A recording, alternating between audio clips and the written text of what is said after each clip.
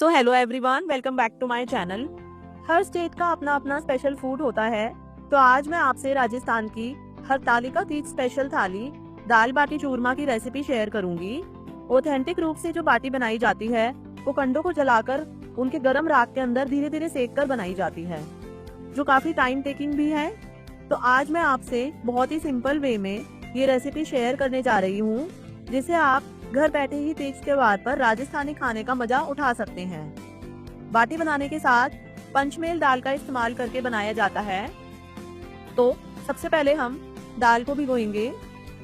तो यहाँ पर मैंने 1/4 कप दाल ली है, चना दाल। 1/4 कप लेंगे मूंग की दाल। 1/4 कप तूर यानी अरहर की दाल। 1/4 कप मसूर की दाल और 1 कप लेंगे छिलके वाली उड़द की दाल। सबसे पहले दालों को अच्छे से धो लेते हैं और धोने के बाद इन्हें भिगोना है। तो यहाँ पर हमने पंचमेल दाल का इस्तेमाल किया है, लेकिन सपोज आपके पास सारी दालें अवेलेबल नहीं है तो जो दाल आपके पास हो उसी दाल का इस्तेमाल करके ये दाल बनाई जा सकती है। तो जब तक हम बाकी तैयारी कर रहे हैं दाल भी भीग जाएगी। और दाल को जल्दी भिगोने के लिए मैंने यहाँ पे गर्म पानी का इस्तेमाल किया है। तो चलिए जब तक हम बाटी के लिए आटा भी लगा लेते हैं। तो इसके लिए मैं 4 कप गेहूं का आटा ले रही हूँ। बाटी के लिए मोटा पिसा हुआ चक्की का आटा इस्तेमाल किया जाता है, लेकिन नॉर्मली हमारे पास वो अवेलेबल नहीं रहता है। तो इसके लिए हम इसमें डाल देंगे 1/4 कप सूजी। अब इसमें फ्लेवर के लिए मैं 1 छोटी चम्मच अजवाइन डालूंगी और नमक डालूंगी। और अगर आपको जीरा का फ्लेवर पसंद है तो आप जीरा भी इसमें ऐड कर सकते हैं। बाटी हार्ड ना हो तो इससे बचने के लिए इसमें आधा छोटी चम्मच डालेंगे बेकिंग सोडा यानी खाने वाला सोडा। और फिर सारी ड्राई चीजों को एक बार मिक्स कर लेते हैं। अब जो बाटी है वो बढ़िया खस्ता बने, इसके लिए हम इसमें डालेंगे घी। यहाँ पर आपको तेल का इस्तेमाल बिल्कुल नहीं करना है, वरना पूरा ही टेस्ट खराब हो जाएगा बाटी का। तो आप आधा पिघला हुआ घी डालकर आटे के अंदर घी को अच्छे से मिक्स कर लेंगे। अब घी पूरे आटे में अच्छे से मिक्स हो जाए, इसके लिए आप हाथों में आटे को लेकर बढ़िया से रब करें। तो जब आप अच्छे से घी को मिक्स कर लेंगे तो आटे का कलर भी चेंज हो जाएगा। साथ ही इस तरह जब आप हाथों में इसे होल्ड करके देखेंगे ना तो हाथों में होल्ड भी हो जाएगा। तो बस इतना ही मॉइस्चर एकदम परफेक्ट है बाटी को खस्ता बनाने के लिए। और अब इसमें हम धीरे धीरे पानी डालते हुए एक सख्त आटा लगाकर तैयार कर लेंगे। ध्यान रखना है बाटी के लिए आटा आपको एकदम सख्त लगाकर ही तैयार करना है, हार्ड। तो इस तरह से मैंने आटा लगाकर तैयार कर लिया है। अब आटा 10 से 15 मिनट हम कवर करके छोड़ देंगे। और 10 से 15 मिनट इसको रेस्ट करने के लिए छोड़ेंगे तो ये अच्छे से रेस्ट ले लेगा, यानी कि सूजी इसमें डाली है वो बढ़िया से फूल जाएगी। अब तब तक हम क्या करेंगे, दाल हमने भिगोई थी क्योंकि हमने इसमें गर्म पानी डाला था, तो ये बढ़िया से भीग गई है। देखिए भीग कर काफी अच्छे से फूल गई है। तो जो पानी हमने डाला था वो तो हम फेंक देंगे और अब इस दाल को एक प्रेशर कुकर में ट्रांसफर कर लेंगे। इसमें थोड़ा सा हल्दी और नमक भी ऐड कर लेंगे। अब इसमें डालेंगे पानी और पानी डालकर अब जो दाल है उसे हमें बॉईल करना है, यानी प्रेशर कुक करना है। लेकिन ध्यान रखिए फ्रेंड्स, यहाँ पर ज्यादा ना डालें, दाल अच्छे से पानी के अंदर डूब जाए, बस इतना ही पानी डालें। तो इससे क्या होगा कि दाल प्रेशर कुकर से बाहर नहीं आएगी। ज्यादा पानी डाल देंगे तो दाल उबलते समय बाहर आने लगेगी। अब कुकर को गैस पर चढ़ाकर इसमें 2 से 3 विसल लगा लेंगे। तब तक हम बाटी भी बना लेते हैं। तो यहाँ पर आटा रेस्ट ले चुका है, तो बस अब हम आटे में से एक छोटी सी लोई तोड़ेंगे और इसे पहले गोल करके थोड़ा फ्लैट कर लेंगे। और जैसे हम पराठे बेलते हैं ना, तो पराठों में तो हम स्टफिंग डालते हैं, लेकिन इसे बिना स्टफिंग के ऐसे अंदर की ओर सलवटें डाल करके मोड़ लेंगे।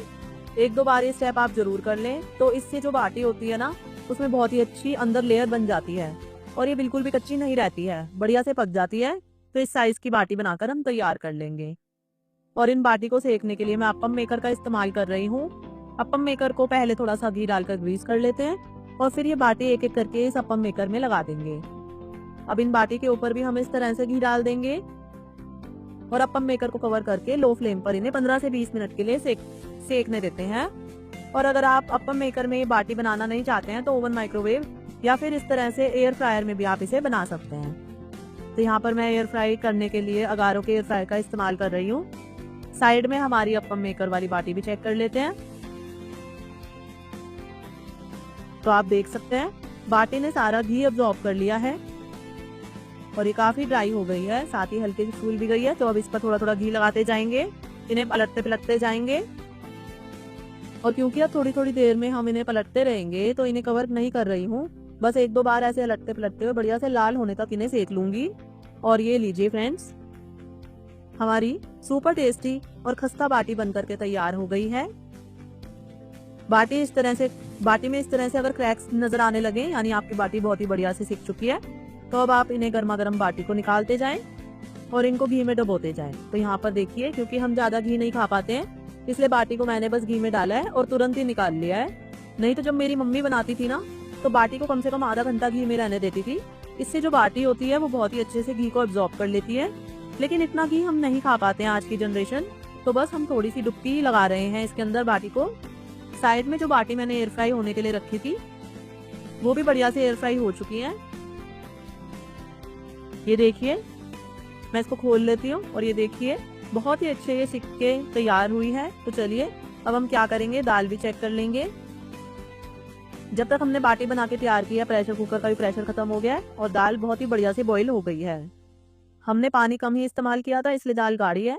तो अब हम क्या करेंगे, इसमें गर्म पानी ऐड कर लेंगे और फिर से इस दाल में एक बॉईल ले लेंगे। तो इससे बहुत ही बढ़िया से घुल मिल जाएगी। तो जिस तरह की आपको कंसिस्टेंसी पसंद है दाल की, उसके अकॉर्डिंग आप इसमें अब पानी ऐड कर लें। तो इसे मैं अब दूसरे बर्नर पर चढ़ा देती हूँ। 1-2 मिनट इसे बॉईल कर लेंगे, तब तक हम दाल के लिए तड़का तैयार कर लेंगे। तो यहाँ पर तड़का तैयार करने के लिए एक कढ़ाई के अंदर 2 से 3 चम्मच तेल गरम कर लें। अब जैसे ही तेल गरम हो जाएगा, इसके अंदर सबसे पहले डालेंगे 1 छोटी चम्मच जीरा। जीरा को कुछ सेकंड मैंने पकाया है और फिर इसके अंदर डालेंगे 1/4 छोटा चम्मच हींग। हींग को कुछ सेकंड पकाने के बाद इसमें 2 साबुत लाल मिर्च डालकर कुछ सेकंड के लिए इन चीजों को पका लेंगे। और फिर इसमें जाएगा प्याज। तो एक बड़ा साइज का प्याज बारीक कटा हुआ डाल देंगे इसमें और प्याज को भी 1 से 1.5 मिनट तक पका लेंगे। जब प्याज का कलर भी चेंज हो गया है अब, तो इसमें डालेंगे ताजा कटा हुआ अदरक और लहसुन। तो 1 इंच अदरक और 6 से 7 लहसुन की कलियों को मैंने कूट करके लिया है। ताजा अदरक और लहसुन को कूट कर इस्तेमाल करें, इससे फ्लेवर बहुत ही बढ़िया आएगा। कुछ सेकंड पकाने के बाद इसके अंदर अब 1 से 2 कटी हुई हरी मिर्च मैं भी ऐड कर लूंगी और फिर से 10 से 20 सेकंड के लिए इन्हें पका लेंगे। तो यहाँ पर तड़के के अंदर प्याज को हमें ज्यादा ब्राउन नहीं करना है, तो बस ये हल्का सा आप देख सकते हैं लाइट ब्राउन होने लगा है। अब इस स्टेज पर इसमें एक बड़े साइज का बारीक कटा हुआ टमाटर भी ऐड कर लेंगे, ताकि जो प्याज है वो ज्यादा ओवर कुक ना हो। साथ ही मैंने थोड़ा सा नमक भी ऐड कर लिया है, ताकि टमाटर जल्दी से गल जाएं। स्वाद के अनुसार नमक दाल में हम पहले ही ऐड कर चुके हैं। अब जैसे ही टमाटर गल जाएंगे, इसमें पाउडर मसाले ऐड करेंगे। 2 चम्मच धनिया पाउडर लिया है, 1 चम्मच लाल मिर्च का पाउडर, 1 चम्मच कसूरी मेथी और फिर से 30 सेकंड के लिए अब इन पाउडर मसालों को भी अच्छे से पका लेंगे। तो यहाँ पर देखिए टमाटर भी बढ़िया से गल चुके हैं और मसाले भी अच्छे से पक चुके हैं। तो ये उबली हुई दाल भी मैं इसके अंदर डाल दूंगी। दाल की कंसिस्टेंसी आप देख सकते हैं एकदम परफेक्ट है और बढ़िया से एकदम घुली मिली लग रही है। तो यहाँ पर 1 मिनट और पकाने के बाद गैस का फ्लेम ऑफ कर देंगे और इसमें डालेंगे बारीक कटी हुई हरे धनिया की पत्ती और इसे अच्छे से मिक्स कर लेंगे। तो ये हमारी टेस्टी सी दाल बनकर भी तैयार हो गई है। तो चलिए अब हम चूरमा बना लेते हैं। तो चूरमा हमें बाटी से ही तैयार करना है। तो जो बाटी है वो ठंडी हो गई है, तो अब इस बाटी को तोड़कर हम एक ग्राइंडर जार में डालेंगे। 3 से 4 बाटी को मैंने ग्राइंड कर लिया है। और जब बाटी को आप ग्राइंड करें तो चूरमा बनाएं, उसे ज्यादा बारीक ना करें, इस तरह दरदरा ही रखें।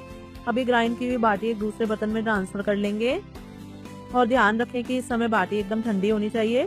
फिर इसमें मीठेपन के हिसाब से डालेंगे बूरा या खांड, या फिर आपके पास जो अवेलेबल नहीं हो तो इसमें आप किसी भी चीनी का इस्तेमाल भी कर सकते हैं। थोड़ी सी मिश्री हम डालेंगे और थोड़े से कटे हुए ड्राई फ्रूट्स भी इसमें ऐड कर देंगे। आप अपने पसंद के कोई भी ड्राई फ्रूट्स इसमें ऐड कर सकते हैं। साथ ही फ्लेवर के लिए इसमें आधी छोटी चम्मच इलायची पाउडर डालकर बढ़िया से मिक्स कर लेंगे। जब ये ग्राइंडिंग पाउडर ठंडा हो तभी चीनी डालें, वरना चीनी इसमें मेल्ट हो जाएगी। तो इस तरह से हमारा खिला खिला चूरमा बनकर भी तैयार हो गया है। तो चलिए अब हम बाटी को सर्व कर लेते हैं। तो देखिए कितनी खस्ता बाटी बनकर के तैयार हुई है। तो अब बाटी को तोड़कर एक बर्तन के अंदर इस तरह से सेट कर लेंगे और फिर इस टूटी हुई बाटी पर हम डालेंगे ये गर्मा गर्म दाल। तो दाल बहुत ही अच्छे से बाटी में अब्जॉर्ब कर लेगी और फिर इसके ऊपर थोड़ा सा कटा हुआ प्याज डालें, थोड़ा सा कटा हुआ हरा धनिया डालें। बस ये हमारी दाल बाटी बनकर तैयार है। तो चलिए थाली लगा लेते हैं। तो शुरुआत करते हैं मीठे से। तो ये मैंने सबसे पहले रखा है इसके अंदर बाटी का चूरमा, फिर हमारी ये टूटी हुई दाल और बाटी, इसके बाद रखी है मैंने लहसुन की चटनी और साथ में रख दी एक्स्ट्रा दाल, और ये मैंने सेट कर दिया इसके अंदर बाटी। और इनके साथ आप गुड़ रखना तो बिल्कुल ना भूलें, बहुत ही अच्छा कॉम्बिनेशन होता है दाल बाटी और गुड़ का। और साथ ही मैंने लिया है मसाला छाछ, क्योंकि ये बाटी खाने के बाद आपको बहुत ही प्यास लगने वाली है। तो फ्रेंड्स, कैसी लगी आपको ये राजस्थानी थाली? है ना बहुत ही सिंपल लेकिन बहुत ही ज्यादा टेस्टी थाली बनकर तैयार होती है।